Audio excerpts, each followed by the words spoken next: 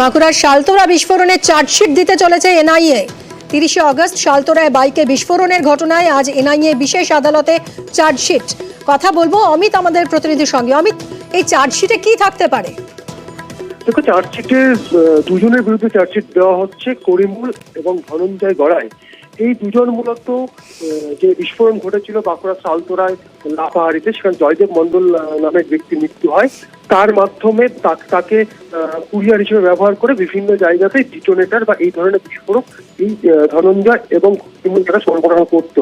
সেক্ষেত্রে চার্জশিটে তিনজনের নাম থাকছে, যার মধ্যে জয়দেব মন্ডল যেহেতু মারা গিয়েছে বিস্ফোরণে তার নামটা থাকছে। অন্যদিকে করিমুল এবং ধনঞ্জয়ের বিরুদ্ধে বিস্ফোরক আইনেই চার্জশিট দেওয়া হবে, এমনটা কিন্তু এনআইএ সূত্রে খবর। এবং আজকে এনআইএ বিশেষ আদালতে এই চার্জশিট জমা পড়তে চলেছে, এমনটা কিন্তু এনআইএ জানা যাচ্ছে।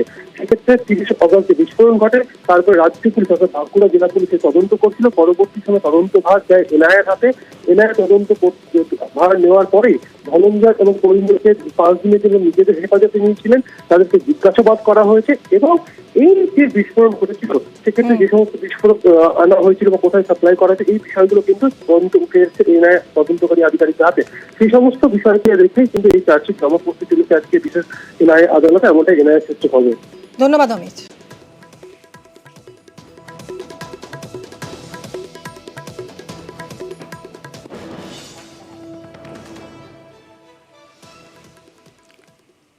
আলোচনা ছাড়াই পঞ্চায়েত অফিস। পটাশপুরে পচেট পঞ্চায়েতের পুরনো অফিস ভাঙায় বিতর্ক। পুরনো অফিসের আসবাব কোথায় নিয়ে যাওয়া হলো প্রশ্ন করছেন স্থানীয়রা। নয়া অফিসেই আসবাব স্থানান্তরের দাবি করছেন পঞ্চায়েত প্রধান। ভাঙা বাড়ির ইট সুরকি দিয়ে রাস্তা তৈরিরও দাবি প্রধানের।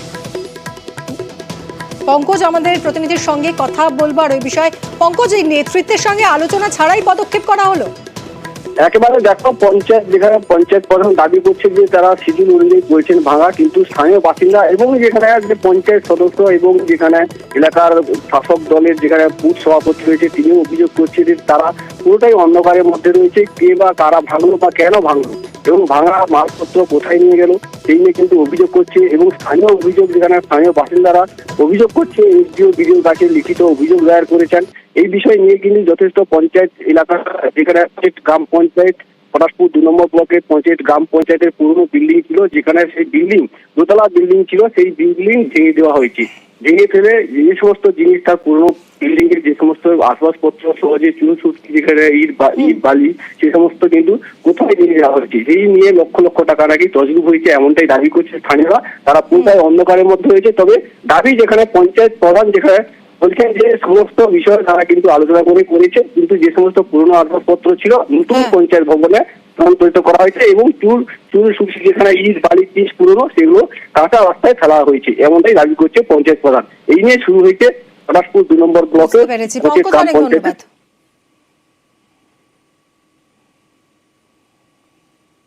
পুরনো যে বিল্ডিংটা ছিল সেটা G+2 fully furnished JCB machine নিয়ে বাইরের লোকেরা, লোকাল নয়, তারা এসে ভাঙতে স্টার্ট করে।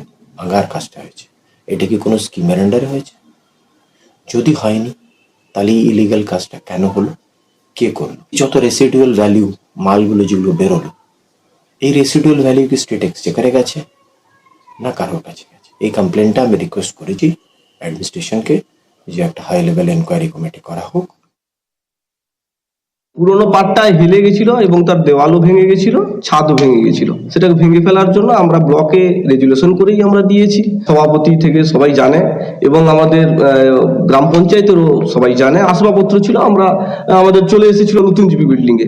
বাকি যে যতটুকু ভেঙে আসবাবপত্র বেরিয়েছে ততটুকু আমাদের নতুন জিপি বিল্ডিং এর গোডাউনে ফেলে দেওয়া হয়েছে। আর বাকি ইট বা যেটা ভাঙা ইট ফিট রাবিশ টাবিশ যেগুলো বেরিয়েছিল, যে সমস্ত এলাকার রাস্তা কাঁচা ছিল, কাঁচা রাস্তা ছিল, সেই রাস্তা মেরামতির জন্য পাঠিয়ে দিয়েছি। যারা ডেভেলপমেন্ট চায় না তারা তো অভিযোগ করবে। এই পঞ্চায়েত অফিসটা খুব ভালোই ছিল, তো হঠাৎ কি করে এটা ভেঙে দেওয়া হলো এবং রাতারাতি তার রড, পুরনো ইট বা তার যে সব আসবাবপত্র জিনিসপত্রগুলো কোথায় কিভাবে চলে গেল আমরা কিছু জানতে পারলাম না। সেই বিষয়ে আমরা চাই যাতে এর একটা তদন্ত হয় এবং এর সঠিক জিনিসটা বেরিয়ে আসে যে কেন এইভাবে করা গেল। গ্রাম পঞ্চায়েত থেকেই করেছে। আবাসে একই পরিবারের 6 জনের নাম। বানারহাটের আবাস তালিকায় একই পরিবারের 6 জনের নাম উঠেছে। কাঠগড়ায় বানারহাটের বিন্নাগুড়ি পঞ্চায়েতের বিজেপি সদস্য পঞ্চায়েতের বিজেপি নেত্রীর বিরুদ্ধে আবাস বেনিয়মের অভিযোগ। রকি আমাদের প্রতিনিধি আরো ডিটেলে জানাবেন। রকি, কিভাবে এটা সম্ভব হলো? দেখো, তোমাকে বলে দিতে চাইবো, বাংলার আবাস যোজনা নিয়ে কিন্তু বিভিন্ন জায়গায় স্বজন পোষণের নিজের কিন্তু অভিযোগ ওঠে এবং বারবার কিন্তু শাসক দলের নামে উঠে আসে। এবার কিন্তু ঠিক ভিন্ন দৃশ্য দেখা গেল বানারহাট ব্লকের অন্তর্গত বিন্নাগুড়ি গ্রাম পঞ্চায়েতের এলাকায়। যে এলাকার যে গ্রাম পঞ্চায়েতের সদস্য রয়েছেন সুভদ্রা লোহার, তার পরিবারের 6 জনের নামে কিন্তু ঘর রয়েছে বলে জানা গিয়েছে। এবং শুধুমাত্র যে 6 জনের নামে ঘর রয়েছে তা নয়, তার যে মৃত স্বামী রয়েছে তার নামেও কিন্তু ঘর রয়েছে। আর এই ঘটনার পর কিন্তু রীতিমতো রাজনৈতিক চর্চা শুরু হয়েছে, কারণ এভাবে কোনো রাজনৈতিক নেতার বাড়িতে বা কোনো জনপ্রতিনিধির বাড়িতে এক পরিবারেরই 6 জনের নাম কিন্তু এর আগে শোনা যায়নি, তাও বিরোধী দলের থেকে। এই ঘটনার পরিপ্রেক্ষিতে কিন্তু তৃণমূল বিদ্যে শুরু করেছে, কারণ এই এলাকায় কিন্তু এর আগেও দেখা গিয়েছিল যে বিজেপিরই পঞ্চায়েত ছিল। আর তার থেকেই কিন্তু এমনটা ঘটেছে। যদিও অভিযুক্ত যিনি রয়েছেন পঞ্চায়েত সদস্য সুভদ্রা লোহার, তিনি কিন্তু সাফাই গিয়েছেন যে তিনি 2023 সালে তিনি পঞ্চায়েত সদস্য হয়েছেন। তার আগে যিনি ছিলেন সেই সময় কিন্তু তাদের নাম দেওয়া হয়েছে এবং তিনি কিন্তু লিখিতভাবে জানিয়েছেন যারা ইন্সপেকশন করতে এসেছিলেন তিনি ঘর ফিরিয়ে দিতে চেয়েছেন, তার মৃত স্বামীর নামে যে ঘর এসেছে। এর পাশাপাশি বলেছেন তার পরিবারের যাদের নাম রয়েছে প্রত্যেকেই কিন্তু গরিব এবং তারা প্রত্যেকে আলাদা আলাদা থাকে। যদিও এই ঘটনার পরিপ্রেক্ষিতে আমরা ভিডিওর সঙ্গে কথা বলেছিলাম, তিনি জানিয়েছেন যে গোটা ঘটনার ইন্সপেকশন চলছে এবং যারা পাওয়ার উপযোগী তাদেরকেই দেওয়া হবে। তাছাড়া যারা কারচুপি করে নেওয়ার চেষ্টা করেছে তাদের নাম বাতিল করা হচ্ছে। সঙ্গে থাকো রকি, শুনবো পঞ্চায়েত সদস্য কি বলছেন। मेरा जितना भी भाई लोग है सब अलग अलग रहता है और उससे मेरा कोई तालमेल नहीं है। और रही बात जो मेरा 2 बेटा का जो है, मेरा बेटा एक बेटा भाड़ा घर में रहता था, हाँ, और एक बेटा अलदा है। दोनों बेटा मेरा अलदा अलदा। और यहाँ लोग हम लोग को बोल रहा है कि तुम पंचायत है, तुम्हारा लोहार जात का इतना सारा घर आया, तो जितना भी जो घर आया है उसका तो मेरा दोषी तो नहीं है। पहले का जो पंचायत था 2018 में, और 2018 का ही नाम है, इसीलिए मैंने अपना पति फेकुरार का घर मैंने सरेंडर कर दिया सर। তৃণমূল নেতা নিয়ে কি বলছেন শুনবো।